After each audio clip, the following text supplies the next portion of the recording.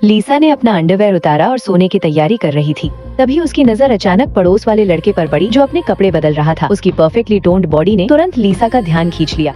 तभी जब लीसा उसे गौर से देख रही थी, लड़का अचानक मुड़ा और उसने उसे देख लिया।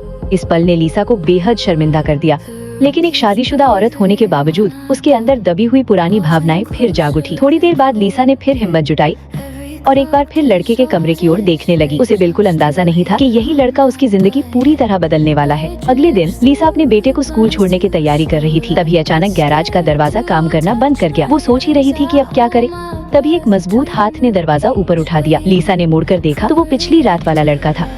वो उसका शुक्रिया करे उससे पहले लड़का गैराज के अंदर गया और समस्या देखने लगा। खुशकिस्मती से दिक्कत बहुत मामूली निकली। इसके बाद वो कुछ सामान खरीदने दुकान चला गया। लीसा उसे जाते हुए देखती रही और उसका लंबे समय से शांत पड़ा दिल फिर से उत्साह से धड़कने लगा। उस दिन के बाद दोनों धीरे धीरे करीब आने लगे। लड़का अक्सर लीसा के घर खाने पर आने लगा, लेकिन हर खाने के बाद माहौल अजीब सा हो जाता था। वो हमेशा रसोई में मदद करने की पेशकश करता। शुरुआत में लीसा ने इस पर ज्यादा ध्यान नहीं दिया, लेकिन जब उसका पति अपने बेटे के साथ काम के लिए शहर से बाहर चला गया, तब लड़का अपनी भावनाओं को नहीं दबा सका।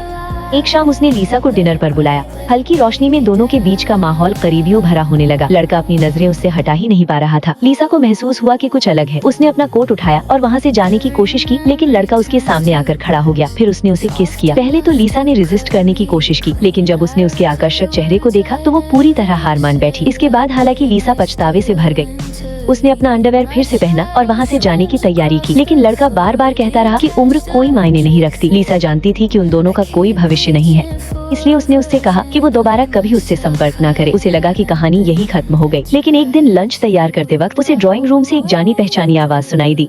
उसे हैरानी हुई कि वो लड़का सीधे उसके घर आ गया था और उसके पति के साथ खुशी खुशी बातें कर रहा था।